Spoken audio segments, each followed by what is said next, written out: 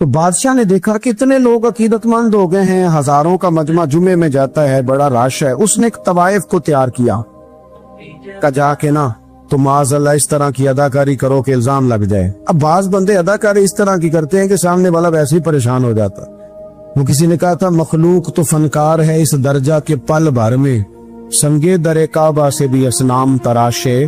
تم کون ہو، کیا چیز ہے داغ کبابی، لوگوں نے تو جناب مریم پہ بھی الزام تراشے. تو منٹ لگاتے الزام لگا دیتے.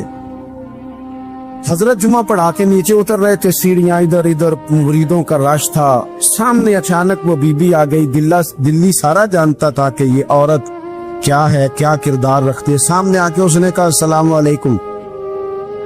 شیخ نے نظر جھکا کے کہا وعلیکم السلام. تو اس نے اس طرح گفتگو شروع کی جیسی بڑی جاننے والی نہیں.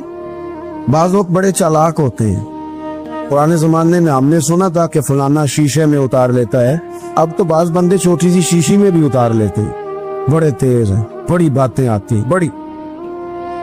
اس نے بھی بڑی طبیعت پوچھی صحت کیسی ہے، وہ کمر میں درد تھا، اس کا کیا حال ہے. اب وہ جو سارے مرید پکے نہیں ہوتے، کچھ کچے پکے بھی ہوتے ہیں. وہ جو کچے پکے تھے وہ پریشان ہو گئے کہ واقعی کبھی پوچھا تو نہیں پیر صاحب سے رات کو کہاں ہوتے ہیں.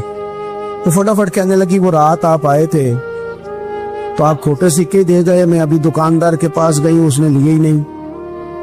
مجھے تو کوئی سودا چاہیے تھا، یہ پہ کھوٹے سکے. ہم تو دشمن کو بھی پاکیزہ سزا دیتے. ہر جگہ الجھنا نہیں چاہیے. زیادہ صفائیاں دینے والے کو بھی لوگ کمزور سمجھنے لگ جاتے ہیں. ہر وقت تھوڑی صفائی دیں گے. حضرت شیخ نے اس کی بات سنی اور ہنسے، مسکرائے، اور مسکرا کے نہ تو اپنی جیب میں ہاتھ ڈالا اور اصلی سکے نکالے اور 3 دفعہ فرمایا بیٹی، او میری بیٹی، او پیاری بیٹی، تو نکلی دے جا، اصلی لے جا، اور میرا پتر دوبارہ بھی ضرورت پڑی تو آ جانا، فخر جہاں کا دروازہ کھلا ہی ملے گا. ہم تو دشمن کو بھی پاکیزہ سزا دیتے ہیں. آپ محبت کریں گے، سامنے والا آئے جتنی مرضی نفرت لے کے آئے، ہم اپنا لہجہ کیسے بدلیں؟ ہمارے پاس کچھ ہے ہی نہیں جو لوگ چاہتے ہیں پیدا ہو. کہاں سے لائیں وہ نفرت، وہ بازاری زبان کہاں سے لائیں، وہ کہاں سے لائیں گفتگو جو گفتگو اس طرح کی ہے کہ ویسے کوئی شریف آدمی نہیں کرتا، کیسے لائی جائے؟ آپ کسی کو دیکھ کے کبھی بھی اپنا لہجہ خراب، وہ جو کر رہے ہیں وہ اس کا معاملہ ہے. ہم تھوڑی، ہم محبت والے اپنی بولی بولتے ہیں. وہ کس طرح سامنے والے کی سطح پہ اتر کر بات کریں گے؟ حضرت نے فرمایا پتر ضرورت پڑے تو دوبارہ بھی آ جانا.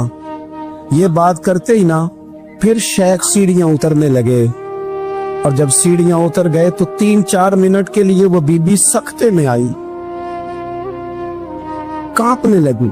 پھر دوڑ کے جا کے حضرت کے پیروں میں بیٹھ گئی.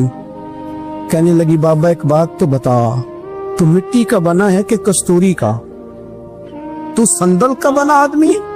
میں تجھے بدنام کرنے آئی، الزام لگانے آئی. چاہیے تو یہ تھا کہ لوگ مجھ پر تھپڑوں کی برسات کرا دیتے، تیرا چہرہ جلال سے سرخ ہو جاتا، اور میں بدنام کرنے آئی. اور میں دلی کی وہ والی خاتون ہوں جسے کبھی کسی نے بیٹی نہیں کہا، کبھی کسی نے بہن نہیں کہا. اپنوں نے بھی رشتے بنانے چھوڑ دیے، جس نے دیکھا بری نظر سے دیکھا. پر تو کس محبت کا آدمی ہے، میں بدنام کرنے آئی اور گناہوں میں لتھڑی ہوئی کو تو نے بیٹی بنا لیا. یہ جملے کہتے ہی اس خاتون نے دوپٹہ اٹھایا، چہرے پہ اوڑا، اور کہنے لگی دلی والوں اب میں تمہیں بتاؤں گی فخر جہاں کی بیٹی کس طرح کی ہوتی. اب میں بتاؤں گی، آج کے بعد میرے مکان کو کوئی گانے باجے کی جگہ سمجھ کے نہ آنا، اسے میں نے مسجد بنا دیا ہے، قیامت تک مدینے والے کے نام کی اذانیں پڑی جائے گی. حضرت ابراہیم ابن ادھم بادشاہ تھے، گھر میں سوئے ہوئے تھے. طبیعت میں روز خیال آتا تھا کہ اللہ اللہ ہونی چاہیے یار، یہ دنیا تو تھوڑی چند روزہ ہے. وہی لفظ جو ہم سارے نہیں کہتے، دنیا چند روزہ ہے. تو پھر بندہ پوچھے کتنے دن رہ گئے آپ کے پاس؟ پتہ بڑی عمر پڑی ہے ابھی صحیح ہونے کے لیے. حالانکہ دنیا یہ روز کہتا ہے، اور تیاری کیا ہے؟ کہتا ہے بڑا ٹائم پڑا. پتہ نہیں کتنا ٹائم رہ گیا بھائی، کون سا اسٹامپ پیپر مل گیا. تو حضرت ابراہیم بن ادھم کہتے میں بھی روز جھگڑا کرتا تھا اپنے آپ کے ساتھ، پتہ مجھے تھا سارا. روز تسبیح لے لیتا، थोड़ा सा वक्त निकाल लेता, 10 मिनट, कभी 1 घंटा, कभी चला गया, कभी ना गया, कभी कर लिया, कभी रहने दिया। तड़प अंदर बड़ी थी, लेकिन कोई रूटीन नहीं थी। आदतें भी सारी वही थी, खाना मर्जी का, सोना मर्जी का, पहनना मर्जी का, आना जाना अपनी तबीयत का, कोई पाबंदी नहीं। एक दिन मैं अपने ख्वाबगाह में, बादशाहों के जो महल होते थे ना, उनके अंदर जो ख्वाबगाह होती थी वो इतनी अजीब होती थी कि दूर दूर तक किसी आदमी को पैदल चलने की भी इजाजत नहीं होती कि बादशाह की नींद खराब ना हो, पैदल भी कोई नहीं चल सकता। हजरत इब्राहिम इब्न अदम फरमाते, मैं अपनी ख्वाबगाह में बेड पे लेटा हुआ था, छत पर किसी के चलने की आवाज आई। ये सीमेंट के छत तो अब आए ना, पहले सारे छत वही होते थे जिन पे बाले पड़े होते थे। तो कहते हैं किसी के चलने की आवाज आई, तो मैंने जोर से आवाज देके कहा, मैंने कहा कौन है छत? ताकत ही नहीं किसी की छत पे कोई आए। मैं लेटा था और सोच रहा था अल्लाह अल्लाह करनी चाहिए, कौन है छत पे? कहते ऊपर से शख्स बोला, कहने लगा, इब्राहिम मेरा ऊंट गुम हो गया, ऊंट तलाश कर रहा हूं, ऊंट गुम हो गया। तो हजरत इब्राहिम इब्न अदम फरमाने लगे, तू बड़ा बेवकूफ है, ऊंट का छत पे क्या काम? छत पे ऊंट का क्या काम? तो कहते हैं वो बंदा ऊपर से बोला, कहने लगा, इब्राहिम मैं नहीं बेवकूफ, बेवकूफ तो तू है। अगर छत पे ऊंट नहीं मिलता तो नरम नरम बिस्तर पे खुदा भी कोई नहीं मिलता।